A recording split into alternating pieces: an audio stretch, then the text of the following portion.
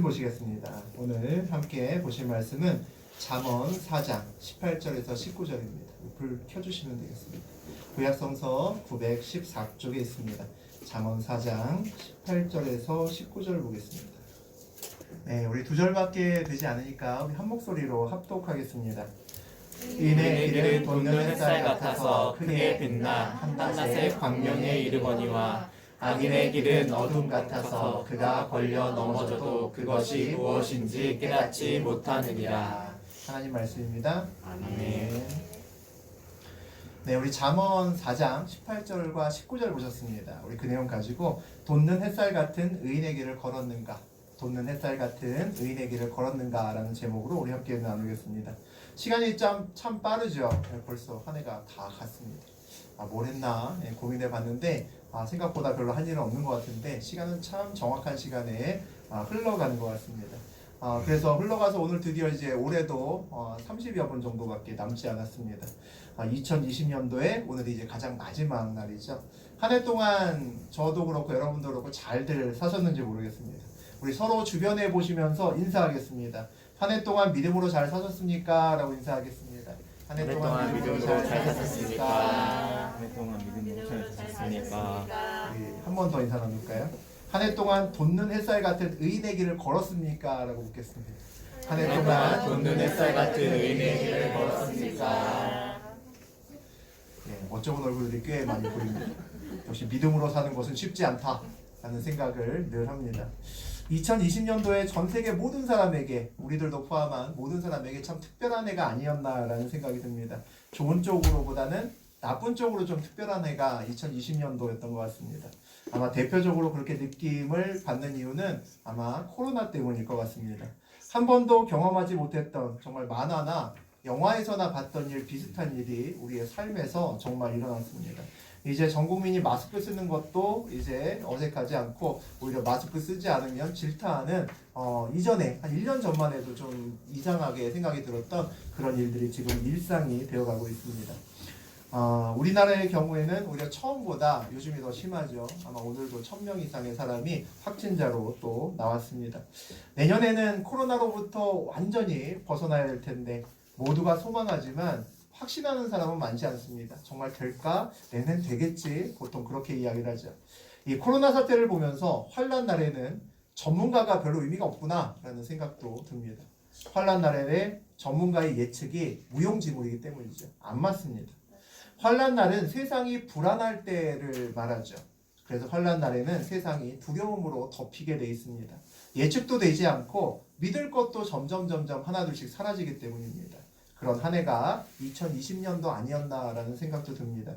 그런데 반대로 불안하고 예측이 안 되는 그런 환난 날에 주님을 붙들고 살아가는 사람들에게는 하나님이 더 잘 보일 수 있는 그런 한 해가 또는 그런 시간이 되기도 합니다. 주님 대신에 야, 날 붙들면 돼. 날 붙들면 잘 될 거야. 라고 이야기했던 가짜들이 맥을 못 추고 쓰러지기 때문입니다.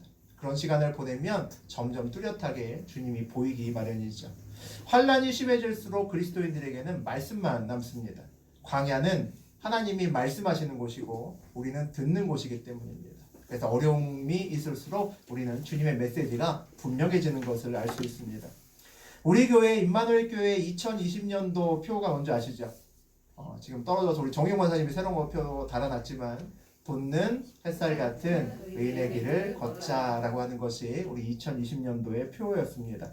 이 표어는 잠언, 우리 함께 읽었던 잠언 4장 18절에서 우리가 따왔습니다. 우리 18절, 19절 다시 한번 읽어보겠습니다. 의인의 길은 돋는 햇살 같아서 크게 빛나 한낮의 광명에 이르거니와 악인의 길은 어둠 같아서 그가 걸려 넘어져도 그것이 무엇인지 깨닫지 못하느니라. 의인의 길은 당연히 그리스도의 말씀을 붙들고 걸어가는 길입니다. 성령 하나님께서 인도하시고 하나님의 은혜가 언제나 넘치는 그런 길을 우리가 의인의 길이라고 부릅니다. 네, 우리 앞에 의인의 길도 있고 또 의인의 길이 아닌 악의 길, 어둠의 길도 함께 있다라고 잠언은 그렇게 이야기를 했습니다. 의인의 길은 빛의 길이죠. 그런데 보통 그 시작에서는 강력한 빛으로 우리를 이끌지 않습니다. 잠언에 보니까 그 시작은 굉장히 미미하다. 아주 미명의 아주 흐린 빛이다라는 생각이 듭니다. 새벽의 미명에 우리가 새벽 예배 드리러 올 때 옅은 빛을 보고 우리가 새벽을 시작을 합니다. 그 새벽 미명에 어슴푸레한 빛으로 보통 광명은 시작이 됩니다. 그래서 시작은 작아 보일지 모르지만 시간이 지날수록 점점 밝아지면서 낮에는 눈을 뜨고는 해를 바라보지 못할 만큼의 강력한 햇살을 우리가 볼 수 있습니다. 악인의 길도 처음에는 어슴푸레한 어둠으로 시작합니다. 해가 지기 직전의 모습은 역시 어슴푸레한 어둠으로 시작을 한다는 거죠. 그런데 곧 어둠이 점점 깊어지고 그리고 빛이 하나도 남기지 않아지고 완전히 칠흑같이 어두운 어둠으로 바뀌게 됩니다. 그래서 그 길은 걸으면 걸을수록 점점 어두워지고 그리고 내가 보지 못하는 사이에 내 앞에 장애물들이 놓입니다. 내 앞에 장애물들이 놓이면 밝을 때는 내가 피할 수 있지만 어두울 때는 피할 수가 없죠. 거기에 걸려 넘어질 수밖에 없습니다. 어디에 빠져도 쉽게 빠져나올 수 없는 곳이 그곳입니다. 나중에는 내가 왜 넘어져 있는지도 이유도 알 수 없을 만큼의 그런 길이 어둠의 길이죠. 우리는 의인의 길을 걸어야 되고 악인의 길은 걷지 말아야 된다라고 다 이야기를 하고 우리도 그렇게 알고 있습니다. 근데 문제는 처음 시작에서는 의인의 길과 악인의 길이 큰 차이가 나지 않음에 문제가 있습니다. 희미한 빛과 희미한 어둠은 그 차이가 적기 때문입니다. 언뜻 봐서는 앞으로 밝아질 길인지 아니면 앞으로 어두워질 길인지 잘 알지 못합니다. 아마도 많은 분들에게 2020년도는 어슴푸레한 빛만 있었던 힘든 시간이 더 많았던 그런 시간들 아니었나라는 생각이 듭니다. 우리가 여전히 하나님을 붙들고 살고 정말 광명의 햇살을 내가 보리라 하는 마음으로 그렇게 살아왔지만 2020년도는 조금 쉽지 않았습니다. 살아갈수록 밝은 광명은 왠지 모르게 멀리 있는 것처럼 느껴졌고 어슴푸레한 어둠만이 계속 우리 앞에서 어른거렸던 그런 한 해 아니었나 싶습니다. 말씀을 붙들고 살아간다는 것은 내가 지금 현재 걷는 길이 밝다라는 의미는 아닐 수 있습니다. 내가 지금 어두운 길을 걸어도 믿음으로 광명의 햇살을 보며 갈 수 있는 그 길이 우리는 의인의 길이라고 이야기를 합니다. 어둠의 자리에 내가 지금 있고 그 길을 걸을지라도 소망을 잃지 않는다라는 거죠. 2020년도에 우리 교회에서는 큰 병에서 완전히 노임을 받은 분도 계십니다. 또 반대로 예기치 못할 때에 내가 원하지 않았을 때에 큰 병이 내 앞에 가로막고 또 서 계시는 분도 계십니다. 새롭게 사업을 시작한 가정도 몇 가정이 있고요. 또 새로운 직장을 찾으신 분도 있습니다. 그 반대로 새로운 직장을 찾으려고 애를 썼지만 잘 되지 않았던 분들도 있습니다. 모두 코로나로 또 그 외에 내 주변의 여러 가지 현실적인 다른 문제들 때문에 나름대로 2020년도는 밝은 소식보다는 좀 어려운 소식들이 더 많았던 한 해 같습니다. 삶이 팍팍해지고 문제가 터지는 때는 우리가 그리스도인이라면 기도가 필요한 때구나라고 생각을 합니다. 기도는 우리의 현재의 어둠을 미래의 밝은 빛과 연결해 줄 수 있는 힘이 있습니다. 그 힘을 믿기 때문에 우리는 어두운 곳에 있을수록 더 어두워질수록 더 강력하게 기도하려고 애쓰고 끊이지 않고 기도를 놓지 않으려고 애를 씁니다. 기도는 우리의 인생길을 빛으로 인도하는 내비게이션과 같은 역할을 하는 거 아닐까라는 생각도 듭니다. 현재 우리가 어디에 있는지도 중요하죠. 내 위치가 어디에 있구나라는 걸 아는 것도 중요하지만 목적지에 결국은 제대로 도착하는 것이 가장 중요합니다. 기도는 현재 우리가 걷는 길을 재탐색해서 목적에 온전히 갈 수 있도록 도와주는 도우미의 역할을 하는 것이 기도입니다. 우리가 최단거리로 갈 건지 아니면 최소 시간으로 갈 건지 돈 안 내는 길을 돌아갈 건지 아니면 돈 내도 고속도로로 갈 건지 그것은 저하고 여러분의 기도에 달려있다고 저는 생각합니다. 어슴풀에 빛이 있는 것 같기도 하고 어둠이 덮인 것 같기도 한 그런 시간에 우리에게 정말 중요한 것은 뭘까요? 여전히 광명의 햇살을 볼 수 있는 믿음이 있느냐, 내가 어둠에 있어도 여전히 빛을 볼 수 있는 영안이 열려있느냐가 우리에겐 정말 중요할 겁니다. 얼마 전에 우리가 주일에 나누었던 말씀처럼 0에서 100을 볼 수 있는 믿음이 있을까? 그게 우리 인생에서 굉장히 중요한 얘기입니다. 우리가 나누었던 야곱은 기근과 그리고 배고픔 때문에 약속의 땅을 등질 수밖에 없었습니다. 그곳에 있다가는 굶어 죽게 생겼기 때문이죠. 그래서 애굽으로 왔습니다. 애굽에서 결국은 거부살이를 한 거죠. 남의 집에 들어가서 살게 되었습니다. 그런데 그 시간이 야곱에게는 어둠의 시간일 수 있는데 그 어둠의 시간을 보내는 야곱이 어떤 일을 합니까? 자식들을 불러놓고 축복을 합니다. 그 축복을 할 때 놀라운 일을 우리가 나누었습니다. 어떤 축복을 했습니까? 미래에 내가 갖게 될 가나안 땅을 나눠줍니다. 첫째는 이 땅을 갖고 둘째는 이 땅을 갖고 그런 축복을 자녀들에게 줍니다. 어떻게 그런 일이 가능할까요? 야곱의 눈에는 애굽에 있지만 그의 눈에는 여전히 광명의 그날이 보이기 때문입니다. 그가 가나안 땅으로 돌아갈 그날이 보이기 때문이죠. 그 믿음을 보고 맹목적인 믿음이라고 하면 곤란할 것 같습니다.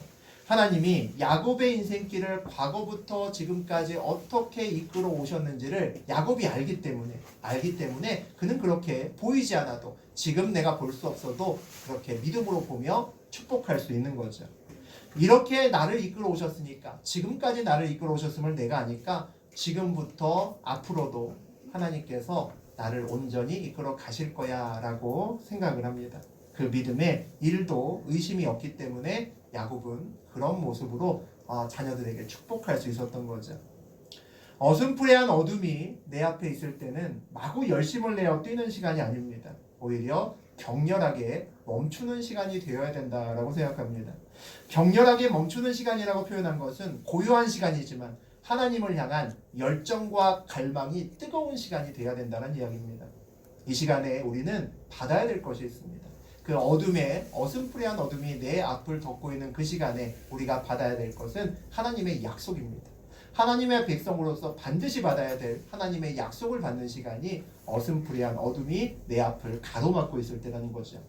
하나님의 약속을 받으면 우리는 0에서 100을 볼 수 있는 믿음으로 바뀝니다. 내 주변의 상황과 상관없이 주님을 온전히 볼 수 있는 믿음을 가질 수 있다는 거죠. 환난 날에 어둠을 보고 두려워서 그곳에 갇힌 사람은 어둠에서 빠져나올 준비를 합니다. 이 어둠을 내가 어떻게 벗어날 수 있을까? 어떤 일을 하면서 벗어날 수 있을까? 그런 준비를 한다는 거죠. 그런데 환난 날에 광명의 햇살을 보는 믿음을 가진 사람은 뭘 준비할까요? 장차 올 빛의 날을 준비합니다. 한 사람은 어둠을 벗어나올 준비를 하고 또 한 사람은 앞으로 올 빛의 날을 준비합니다. 이 차이는 엄청나다는 거죠. 어둠에서 어둠을 준비하는 사람은, 어둠을 이겨낼 것을 준비하는 사람은 길이 보이지 않는 사람이라는 얘기입니다. 어떻게든지 어둠을 이겨야 그 다음에 길을 볼 수 있다는 얘기죠. 어둠에서 미래의 빛을 준비하는 사람은 어둠 속에서도 그가 걸어갈 길이 보이는 사람이라는 겁니다. 완전히 다른 이야기죠. 믿음이 있는 사람은 어둠 속에서도 그가 걸어갈 길을 볼 수 있는 사람입니다. 코로나로 가정마다 쉽지 않은 그런 시간들을 보내고 있습니다. 이 시간을 우리는 무슨 준비를 하면서 보내고 있나를 돌아보셨으면 좋겠습니다. 이 내 앞에 무언가 낀 것 같고 잘 보이지 않는 이 시간에 내가 무슨 준비를 하고 사나? 이 어두운 시간을 조금이라도 벗어나려고 그 준비를 하고 사나? 아니면 내가 믿음으로 나에게 주신 하나님의 약속을 붙들고 빛의 날을 준비하고 사나? 그것을 보시면 내가 지금 믿음의 위치가 어느 자리에 있는지 아실 겁니다. 우리 마태복음 6장에 우리 33절 같이 한번 읽어보겠습니다. 그런즉 너희는 먼저 그의 나라와 그의 의를 구하라. 그리하면 이 모든 것을 너희에게 더하시리라. 먼저 그의 나라와 의를 구한다는 것은 기근에도 환난 날에도 어려운 날에도 내가 미래에 밝은 빛을 보고 나아간다는 겁니다. 그것이 그의 나라와 하나님의 나라와 의를 구하는 거죠. 우리에게 그런 시간이 2020년도였으면 좋겠습니다. 우리가 온전히 빛으로 나가기 위해서 준비하는 시간이라는 거죠. 우리가 새벽 미명의 어둠 속에서도 빛을 바라보고 믿음으로 그 빛을 준비하면서 나아갈 때 이 모든 것을 우리에게 더하시는 하나님을 저하고 여러분의 인생길에서 깊이 만나실 겁니다. 새벽 미명의 어둠 속에서 하나님을 깊이 만나면 그분이 여러분에게 빛의 약속을 주십니다. 그 빛의 약속을 붙들고 2020년도를 지나 2021년도로 나아가는 저하고 여러분 되기를 주의 이름으로 축원드립니다. 아멘.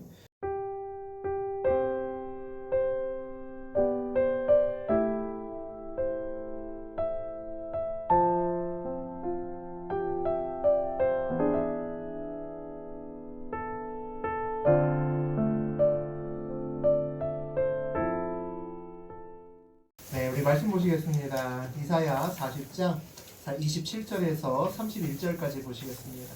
구약성서 1015페이지에 있습니다. 이사야 40장 27절에서 31절까지 봅니다.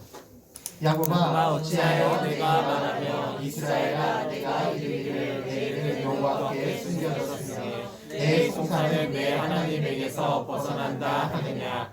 너는 알지 못하였느냐 듣지 못하였느냐. 영원하신 하나님 여호와 땅끝까지 창조하신 이는 피곤하지 않으시며 공비하지 않으시며 명철이 한이 없으시며 피곤한 자에게는 능력을 주시며 무능한 자에게는 힘을 더하시나니 소년이라도 피곤하며 곤비하며 장정이라도 넘어지며 쓰러지되 오직 여호와를 앙망하는 자는 새 힘을 얻으리니 독수리가 날개치며 올라가 맡을 것이요 다른 박질하여도 곤비하지 아니하겠고 걸어가도 피곤하지 아니하리로다. 아멘. 하나님 말씀입니다. 아멘. 네, 우리 이사야 40장 27절에서 31절까지 보셨습니다. 우리 그 내용 가지고 우리 표어죠. 오직 여호와로 새 힘을 얻자. 오직 여호와로 새 힘을 얻자라는 제목으로 함께 은혜 나누겠습니다. 아멘. 이사야서는 이사야라고 이름을 가진 우리 선지자가 지은 책입니다. 이사야는 남유다, 옛날에 북이스라엘과 남유다의 우리나라 남한 북한처럼 두 개의 나라로 나뉘었을 때 남유다의 수도인 예루살렘에서 예언자로 활동했던 사람이 유명한 사람이 이사야입니다. 당시에는 그 아수르란 나라가 엄청 강했습니다. 아수르가 엄청 강했고 그 아수르가 계속 나라를 점령해 나갔습니다. 우리 남유다는 처음에는 아수르가 되게 강하니까 아수르에 잘 빌붙어서 이렇게 친하게 지내면서 그렇게 살았습니다. 근데 그 이후에 걔네들이 점점 커지니까 이제 불안하죠. 그러니까 다른 사람들과 동맹을 맺습니다. 애굽과 블레셋과 손을 잡아서 동맹을 맺고 반아수르, 그러니까 아수르의 반대편에 그렇게 서게 됩니다. 다시 말하면 유리할 때는 아수르에 붙었다가 불리하니까 또 애굽에 붙었다는 얘기죠. 간에 붙었다가 쓸개 붙었다 하면서 그렇게 살아갑니다. 그때 이사야가 이 정책을 비판합니다. 주변의 동맹이 휘둘리지 말고 하나님의 약속을 붙들고 신뢰하면서 기다려야 된다. 그렇게 이사야가 하나님 말씀을 전했습니다. 그래서 우리가 신뢰함으로 하나님을 기다려서 하나님이 행동하시게끔 해야 된다. 그게 이사야의 주된 논지였습니다. 우리 인생의 상황에도 이와 같은 상황이 굉장히 많습니다. 하나님의 역사를 보려면 먼저 필요한 것이 보통은 기다림이 필요할 때가 많죠. 근데 기다림이 참 쉽지가 않습니다. 급박한 현실 속에서 우리가 하루도 계속해서 업데이트되는 그 뉴스들을 보면서 하루에도 이렇게 일이 많이 생기고 바뀌는데 이와 같은 상황 속에서 내 앞에 정말 큰 문제를 내비두고 그냥 기다리는 것은 참 어렵습니다. 그 기다릴 수 있는 사람은 그 많은 바뀌는 현실보다 하나님을 더 믿을 때 가능하죠. 하나님을 신뢰하는 사람만 온전히 기다릴 수 있습니다. 그래서 우리가 믿음으로 사는 것은 참 어렵다라는 생각이 많이 들죠. 믿음이 없으면 하나님을 신뢰할 수 없고 하나님을 신뢰하지 못하면 기다리지 못합니다. 내 앞에 있는 선택지가 있을 때 하루라도 빨리 선택을 할 수밖에 없는 상황이 되죠. 결국 세상에 휘둘릴 수밖에 없고 이리 붙었다가 코가 깨지고 저리 붙었다가 머리가 터지는 그런 일을 반복을 합니다. 아마 그 여러 인생 속에서 좀 세월을 보내신 분은 제가 무슨 얘기하는지 금방 아실 겁니다. 이 악순환의 고리가 있는데 이 고리를 깨는 것이 정말 쉽지 않습니다. 굉장히 바쁘게 살았는데 열매는 없는 그런 삶을 굉장히 오랫동안 살아갑니다. 이 고리를 깰 수 있는 오직 한 가지 방법은 믿음입니다. 그래서 우리가 교회에서 또 성경에서 그 많은 설교에서 우리가 계속 믿음을 강조하고 믿음을 붙들고 살려고 애를 쓰는 겁니다. 물에 빠진 사람을 구할 수 있는 가장 좋은 방법은 물 밖에서 그 사람을 건져내는 것이 가장 확실합니다.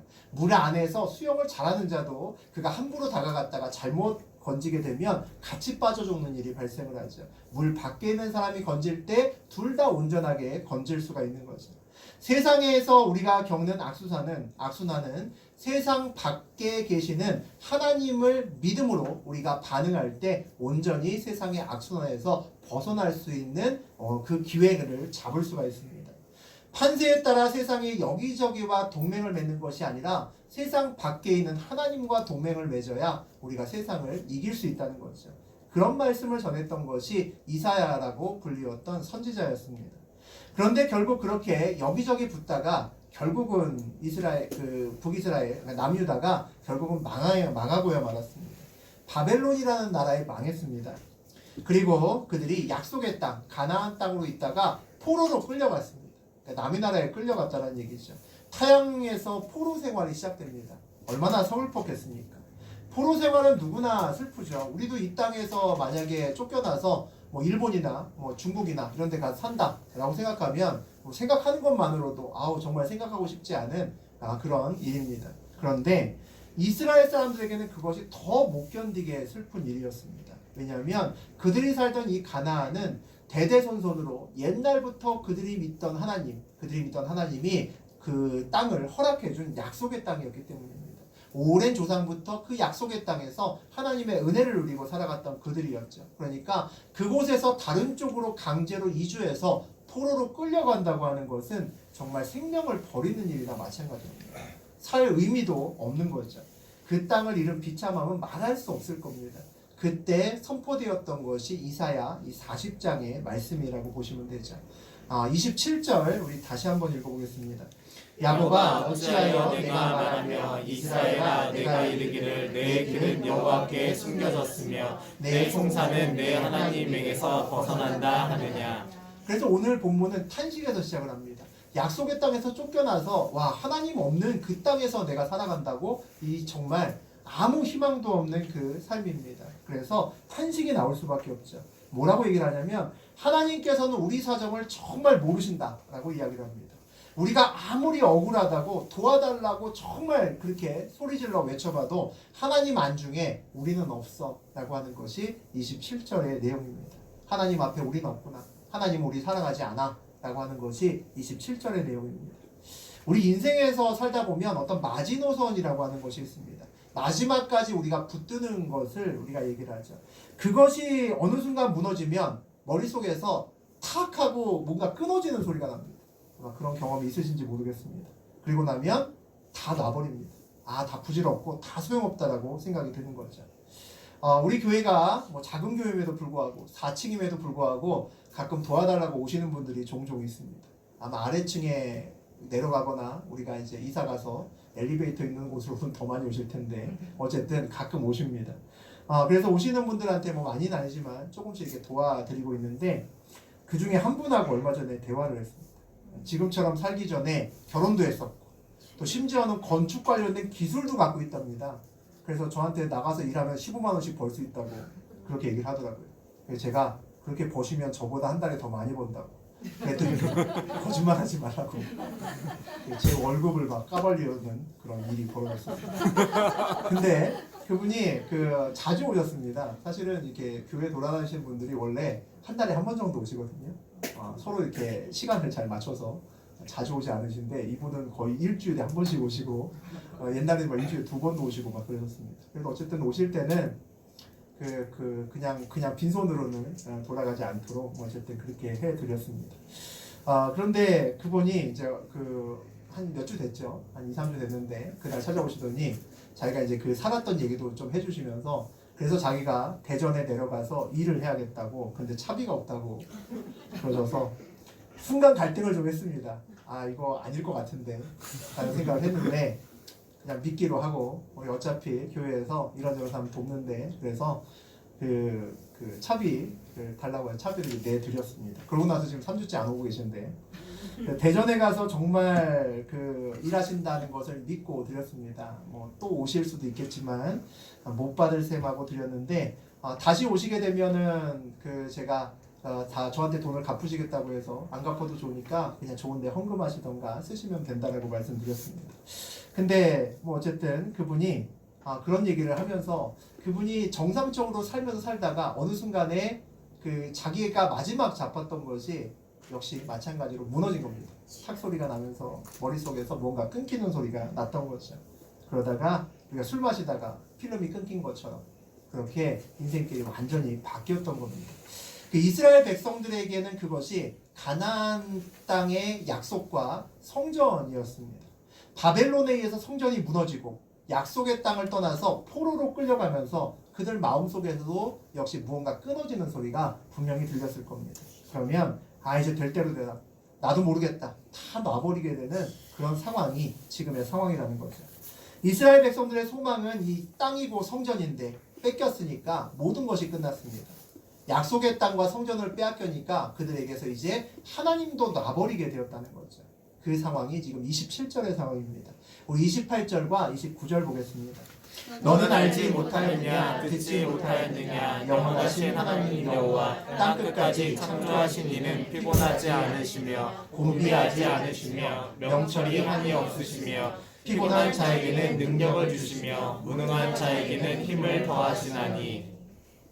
약속의 땅을 잃어서 성전이 무너져서 완전히 필름이 끊어진 그 사람들에게 먼저 주어진 하나님의 말씀은 놀랍게도 걱정 마라. 내가 약속의 땅을 꼭 너희에게 주고 성전도 내가 복구할 거야. 이런 말씀이 아니었다는 거죠. 그렇게 힘들어서 필름 끊어져서 쓰러져서 다 나버린 백성들에게 하나님은 오늘 28절, 29절에서 다른 얘기를 합니다. 영원하신 하나님 여호와 땅끝까지 창조하신 하나님 피곤하지 않으시고 곤비하지 않으신 하나님 명철이 한이 없으신 하나님 피곤한 자에게 능력을 주신 하나님 무능한 자에게 힘을 더하시는 하나님 그 하나님을 너희가 알지 못하느냐라고 묻습니다. 그 하나님을 들어본 적이 없느냐 그렇게 하나님이 선포하시면서 그 주저앉아 있는 백성들에게 묻는 겁니다. 무슨 얘기입니까? 약속의 땅을 잃고 성전이 무너지면 하나님 살아계신지 않느냐라고 묻는 겁니다. 하나님의 능력과 자리에 조금이라도 흠집이나 금이 가냐라고 주저앉은 백성들에게 반문하십니다. 그런데 왜 세상 다 잃은 것처럼 그렇게 주저앉아 있느냐고 하나님이 말씀하시는 겁니다. 너희들은 믿음의 마지노선을 어디에 두고 있길래 오늘 다 필름 끊긴 사람들처럼 모든 것 다 놔버리고 그렇게 있느냐는 거죠. 그게 오늘 하나님의 말씀입니다. 우리의 마지노선은 뭡니까? 또 여러분이 가지고 계신 마지노선은 뭔지 모르겠습니다. 사업장이든 가정이든 심지어는 교회라도 그것이 우리의 신앙의 마지노선이 되면 안 됩니다.